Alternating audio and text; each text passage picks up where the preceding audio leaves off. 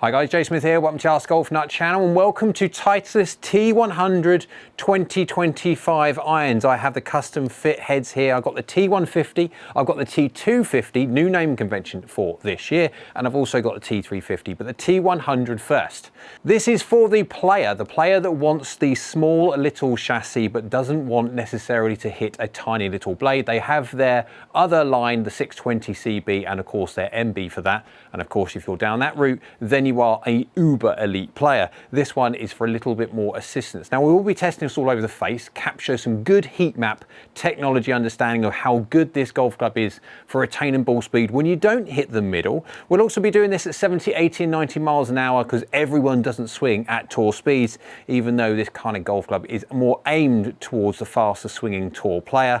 Technology wise, we have a very similar to that of the old T100 but refined. We do have that split tungsten inside. It's trying to move the mass towards the heel and also the toe to try and get as much MOI as possible. We have variable face thickness in this head. Remember, this is a split cavity design, so it can gain access to the back to do some wondrous stuff with the face. Again, that will go down to the heat maps and see how good it is from that variable face thickness idea. And we do have some different grooves in there between the long irons and the short irons for consistency of spin, and also some work in there to try and keep the launch angle up when we're looking at the long irons.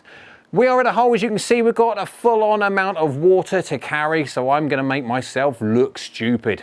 I need to be hitting this all the way to the green, if not any kind of mishit from this, and it's going to go in the drink. So that will be a bit of fun. So this is a 33-degree lofted head, 1 degree stronger than the previous T100. And there is a story behind that one from Titleist because they're trying to allow the tour players, the LPGA tour players as well, to try and blend these seamlessly by bending them around a bit in loft.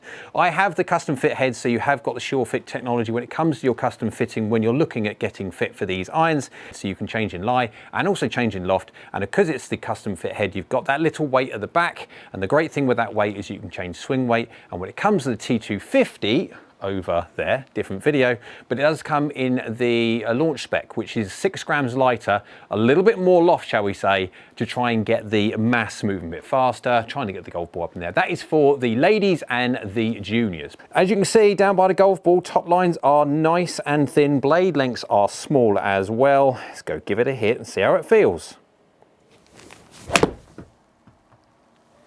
Well, it's still got that slightly crisper feeling from a forged iron. That could be because it's two-piece construction, but good result. Club head speed 91 miles an hour, club path 2.3 from the inside, face just baby shut, but not quite enough. That's why it didn't quite draw back. We are only 4 yards or so off of line. 3 mil heel, 2 millimeters low, so within reason that's fairly close to middle. Felt pretty darn nice. 38 yards in the air, 38.6 yards in the air, 50.6 degrees descent angle, working extremely well.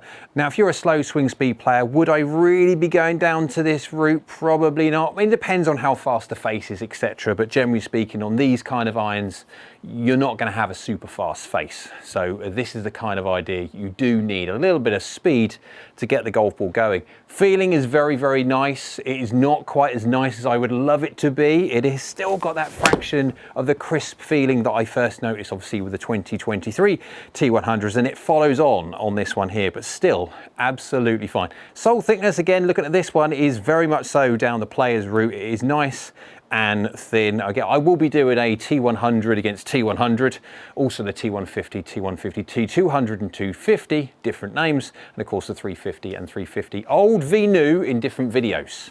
So get down there, subscribe, make sure you don't miss out on any of those, because that will be a fun one, especially on the T200, which I'll be honest was a bit of a disappointment because it wasn't that good. Right, give it another go, see how it feels. Well, I can't complain. It feels fine. I mean, you can feel it's a little bit crisp, but I mean, it's all of these shots you'd take because this green's bad.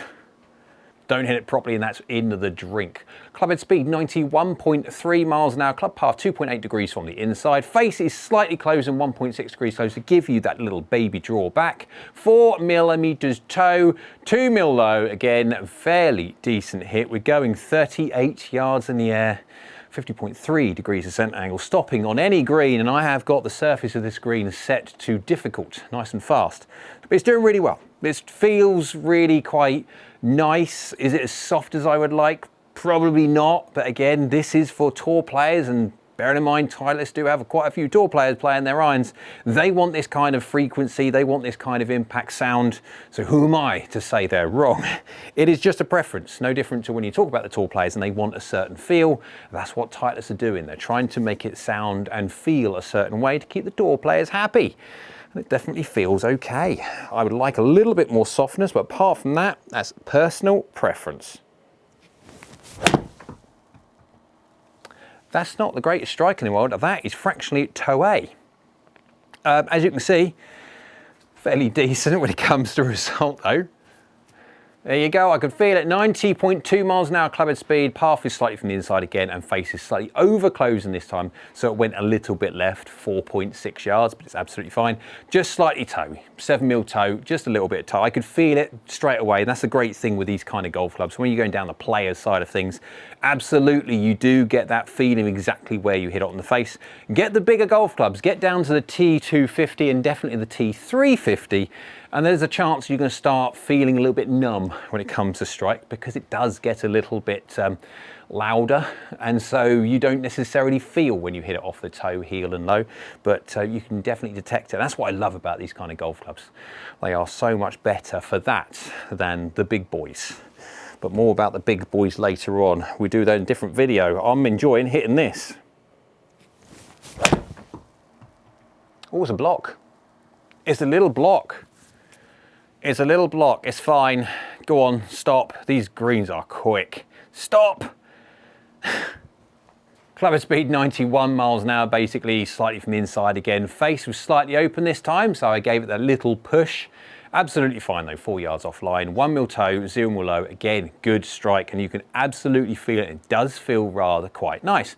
37.6 yards in the air, 50.3 degrees descent angle. Again, absolutely, this is nice and consistent and going into the green exactly how I would like it. Now this is 33 degrees, it's 1 degree stronger than the previous year's version.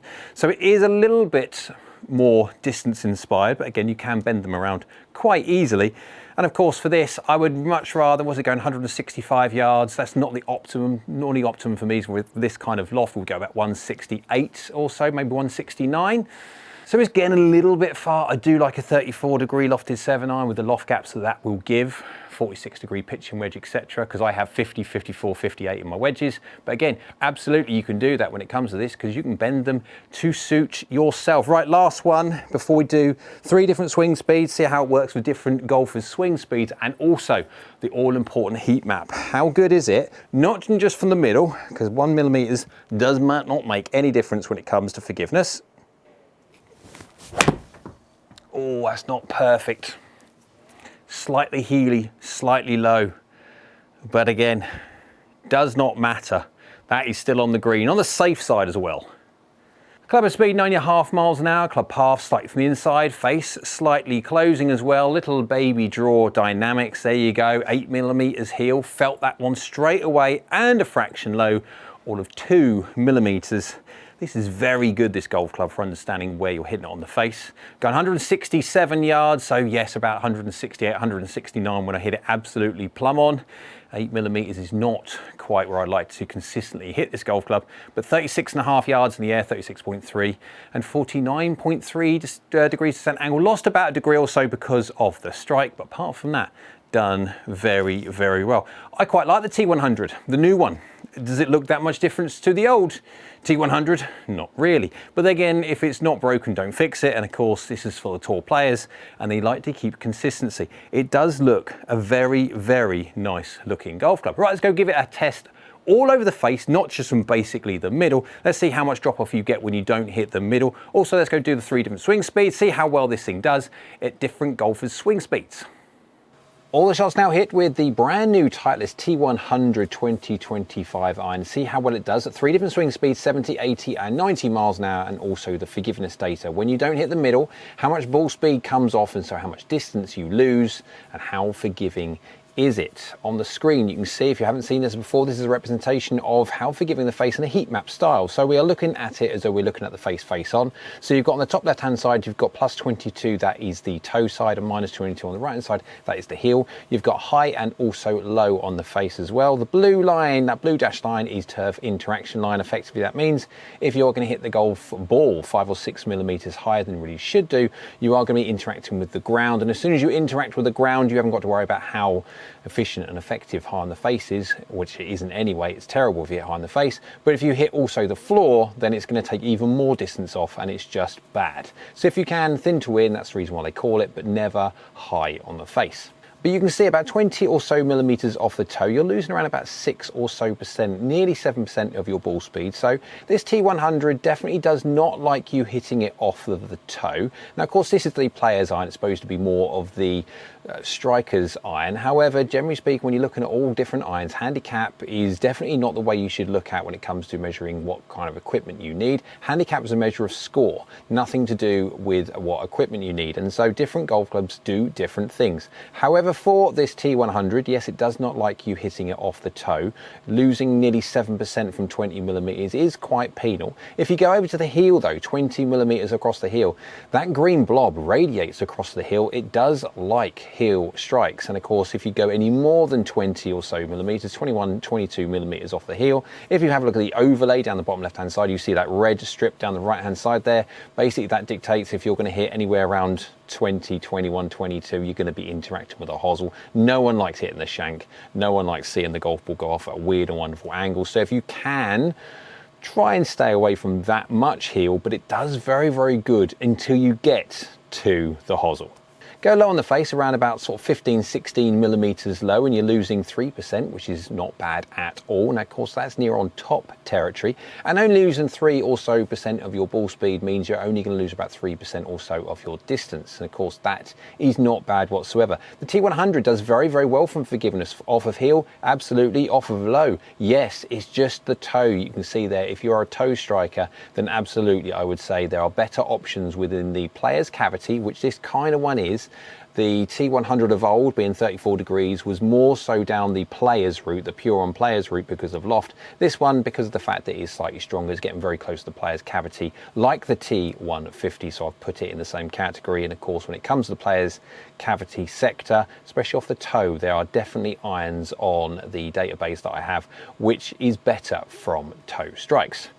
Let's go over to the radar chart now. The radar chart is the best idea to understand visually how good an iron is represented against and compared against any other of the 90 or so irons that I've got on my database held at www.askgolfnut.com, where our website members will be able to compare all of these in flight. And when it comes to the radar chart and also the heat maps, all the information you see what we're talking about is on AskGolfNut.com. But you can see on the screen, you've got the AGN Players Cavity Average. This is the average of all of the players' cavity irons on the database and how well they do when it comes to the relevant toe, heel, low, etc. The first part is how well it does in forgiveness, and the second part is the flight, of which we'll talk about in a sec. But if you now compare that straight away to the Titleist T100 2025 model, you can see straight away on the toe, it does not like it. Going back to what I was just saying about there are other irons on the database which do much better. You can see the average does much better than the T100 off of toe. The T100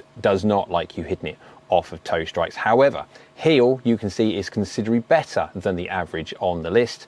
And so if you're a heel striker, absolutely, the T100 is very, very good. No different off of low as well. It's not quite as apparent when it comes to the heel how good it is off of low compared to the average, but it's still doing rather well. Remember, this is not a big golf club, and so it is very, very forgiving, especially off heel and low. If you are toe, I would be looking at a completely different iron. If you go on average forgiveness though, if you look at it, if you nullify all the toe, the low and the heel all together, it's basically exactly average to the rest of the players' cavity sector.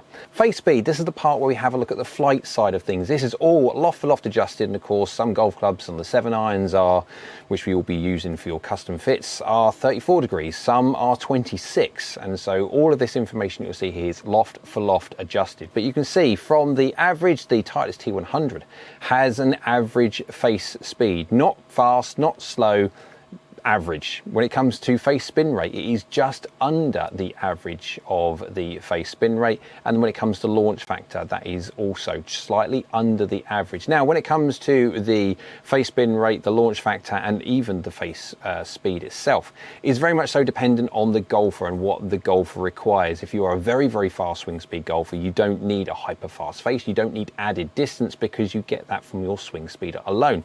If you're a golfer which needs a little bit of extra help getting the golf ball in the air and get the golf ball carrying, then face speed, yes, is important, but also launch factor is very, very important. So you can see different golfers will need different things. And of course, if you are a golfer who produces plenty of launch factor and don't need any help whatsoever getting the golf ball in the air, you will need a golf club with slightly lower launch factor. And of course, all the information is on the website www.askgolfnut.com, where you can compare all of the 90 or so plus irons.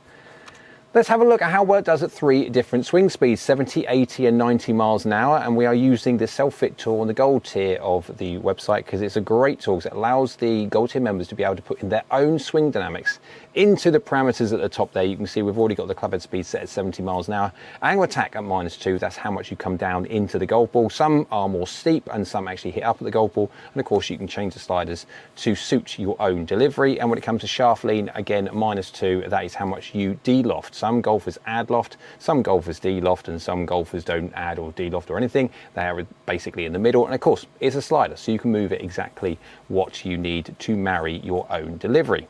But you can see at 70 miles an hour, that 7-iron of the T100 is going 120 yards of max carry. That's basically what happens from a centered strike. You've got an average carry there. That's what happens when you have a nominal miss around the face, about 12 or so, ½ inch or so around the face, and how many yards you are looking at dropping when you hit a miss hit as such as that. We're going 22 yards in the air and 43.6 degrees descent angle. Now, descent angle is a measure of stopping power or control, and you really want to try and get as much distance as you possibly can do, but also keep that functionality of flight. You really want to be going to a green, have some modicum of control, because you do not want to see that golf ball just skip out of the back. Now, you can get away with anything from 40 degrees or more. 45 degrees is the lovely magic number. I would always take 45 degrees. But at the slower speeds, we are looking at 40 degrees being the absolute minimum.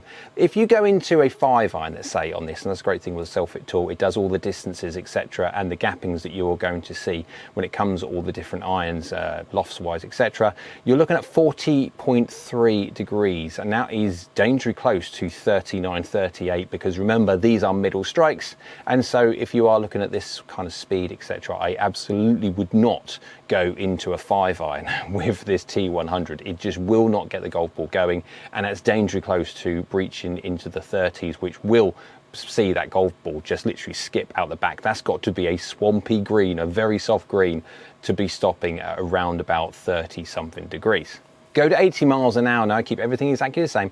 Just change the swing speed by 10 miles an hour. See, upping it a little bit, how much difference it does make. You've got max carry now going up to 140 yards, 20 yards of gain from that 10 mile an hour of swing speed. We've still got 4 or so difference in average yards. Again, that's the average miss across the face when you're looking at about 12 or so millimeters miss. 29 yards in the air and 48 degrees descent angle. Now you can see with a bit of speed, you are getting a lot more in the way of functional control. And because of that, you can go all the way to a 4-iron if you wish and go 42.4 degrees on your descent angle.